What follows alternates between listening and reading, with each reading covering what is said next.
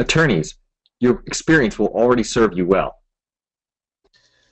Well, welcome back to another episode. My name is Dr. Mark Kosman. That is Mr. Robert Graff, attorney and attorney coach at GraffStandard.com. Rob, what are we talking about today? What do you mean your experience will serve you well? Today we are talking about how most attorneys don't actually have experience in the courtroom, but their experience in other aspects of life and other aspects of the law will actually serve them in the courtroom experience. Excellent. Okay. Well, yeah, that's always kind of interesting that, you don't have that courtroom experience. So what are the three main takeaways we're going to try to hit today? Well, it's important to list the experience that you have when you are prepping to go to court.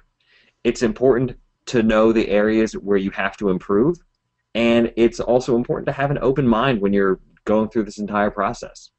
Excellent. Okay, well, let's take that in order and work our way down. But let's start from your opening summary there. So, yeah, I mean, you think, if you're not an attorney like myself, I mean, you sort of think of attorneys always going to court, but that's not at all true, is it? No, it's not. It was actually, I get that a lot when I explain to people what I do. They say, well, I watch TV. The attorneys are always in court. Right, you're like Perry Mason, right? Yeah, everyone's like Perry Mason. Exactly. But really, a lot of attorneys end up sitting behind the desks a lot of the times, and even more so in today's environment, there's a lot of generalists out there that do pretty much a little bit of everything here, a little bit of everything there, and going to court is something they have to do, even though it's not something they prepared to do or had ever planned to do when they originally went to law school or originally became attorneys.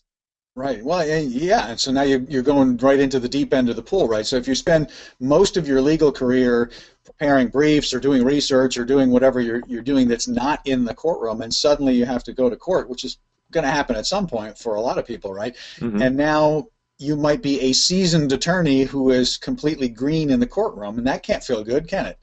No, it can't. I was speaking with somebody recently who said that based on his life experiences and based on what he's been doing as a lawyer, he feels behind everyone else that had that courtroom experience, and it's a very anxiety-producing event for him.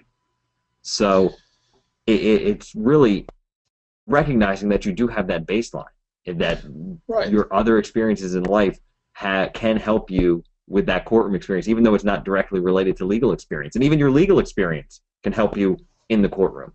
So what kind of life experience are you suggesting that I list out here? If I'm in this situation, I suddenly am like, oh my goodness, I am not ready to go to court, and I got to go to court for this case.